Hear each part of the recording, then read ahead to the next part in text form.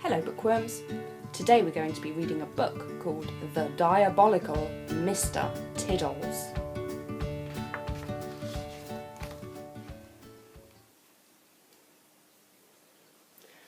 For as long as he could remember, all Harry wanted in the whole wide world was a cat. A furry, purry friend to care for and play with. And you'll never guess what? This was Harry's lucky day. Today was Harry's birthday, and a cat is just what he got. What a perfect pussycat, said Harry excitedly. I'll call him Mr Tiddles. Every day Harry made sure that Mr Tiddles was as happy as a cat could possibly be.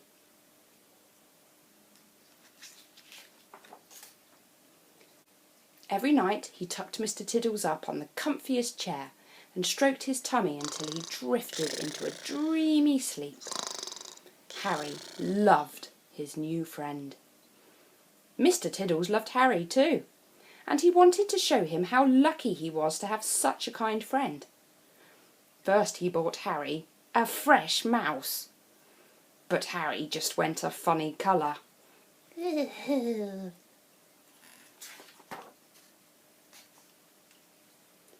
Then he left Harry's favourite treat at the bottom of his bed. Triple chocolate, cream and custard cake with extra banana jam.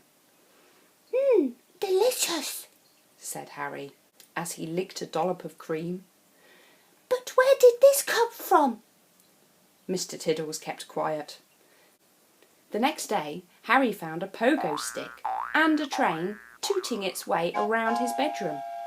What's going on? Where has all this come from? He cried. Mr Tiddles just grinned.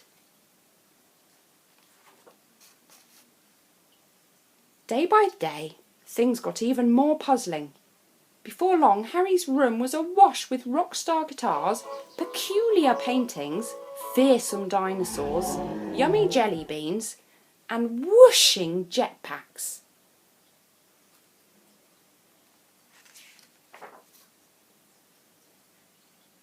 Then one morning, Harry awoke to find a horse named Alan in his bedroom. It was the last straw. What are you up to, Mr Tiddles, you rascally cat? He cried. Mr Tiddles didn't make a sound. He just went a little red in the face. What mischief was Mr Tiddles getting up to while Harry was asleep?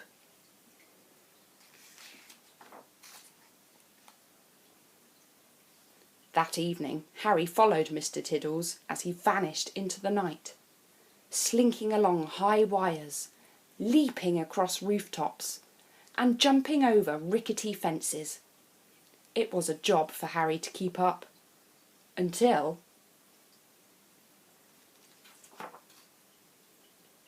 Mr Tiddles reached the home of the Queen. Oh my, said Harry, as the rascally Moggy squeezed through the railings and started to scale the wall. Mr Tiddles is a cat burglar. How diabolical! Taking a deep breath, Harry followed Mr Tiddles, over the palace gates, up the palace wall, and into the royal bedroom. Stop! Shouted Harry, just as Mr Tiddles swiped the crown off the royal head. Mr Tiddles froze. The Queen woke up, and Harry started to fall. Help! He screamed. Whoosh! As quick as a flash, Mr Tiddles dropped the royal crown and dived across the room. Ah! With a swish and a swoop and some splendid acrobatics, Mr Tiddles grabbed Harry's shoelace and hauled him back through the window. Phew, that was close, sighed Harry, as he and Mr Tiddles landed in a heap at the Queen's slippers. The Queen, however, was not amused. Guards, she called. arrest these two intruders for acts of pin us against the crown.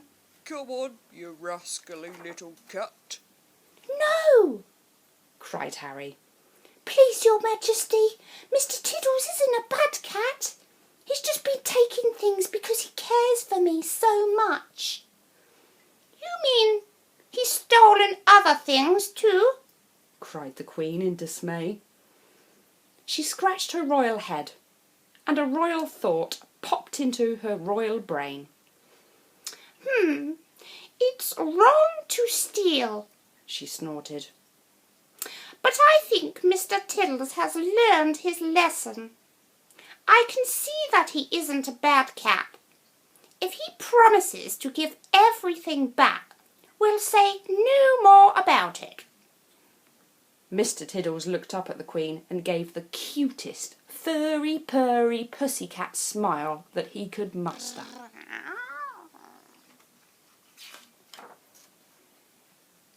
With no time to lose, Mr Tiddles returned the grand piano to the conductor at the opera house, the whooshing jetpack to the astronaut, the noisy guitar to the rock star man, and Alan to a very relieved cowboy.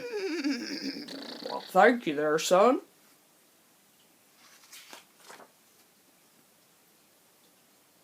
When they were finished, Harry gave Mr Tiddles the biggest, bestest, squeezy hug.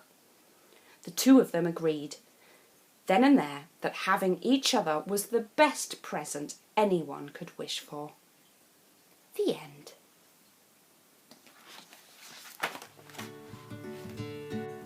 And that book was called The Diabolical Mr Tiddles, written by Tom McLaughlin.